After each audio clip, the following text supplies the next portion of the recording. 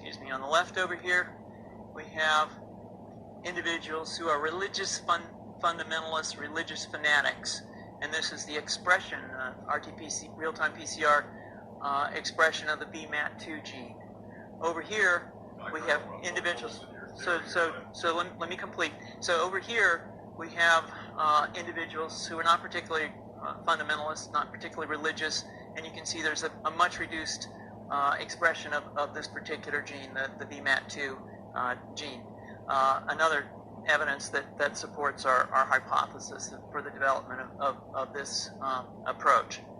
What you see here is by spreading this virus, we're going to eliminate individuals from going on a bomb vest and going into a market, blowing up the market. So our hypothesis is that these are fanatical people, that they have overexpression of the VMAT2 gene, and that by vaccinating them against this, we'll eliminate this behavior. So we have some very, very remarkable data in this next slide. Here we have two brain scans. These are fMRIs. These are two different individuals with different levels of expression of VMAT2. On top is an individual who's a religious fanatic, an individual, and we've repeated this numerous times, that has high levels of VMAT2. Now, this individual down here who had low levels of the VMAT2 gene, this individual would self-describe as not particularly religious. In each case, these individuals were read a religious text. This individual lit up the right middle frontal gyrus, shown here, and that's a part of the brain that's associated with theory of mind. It's a part of the brain that has to do with intents and beliefs and desires. In contrast, in marked contrast, here's an individual who would not particularly self-describe as religious, and when they're read a religious text, what you see is that this part of the brain called the anterior insula lights up. This is a part of the brain that's associated with disgust or displeasure on hearing something.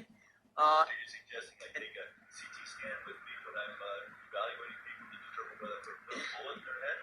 So the data that I'm presenting here supports the concept that we're proposing, and I think that we would not propose to do CT scans or fMRIs on individuals out in the hinterlands of Afghanistan.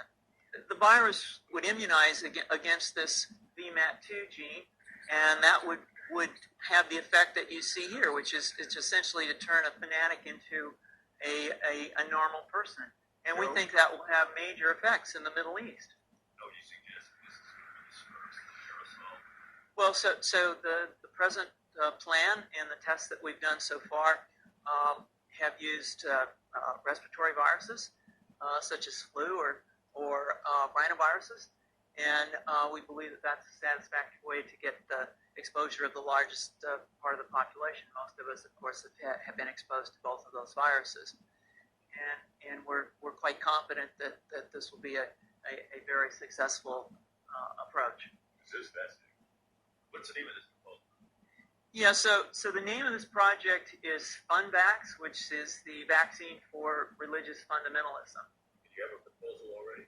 The proposal has just been submitted, and I think that the data that I have shown you today would support the development of this project, and we think it has great promise.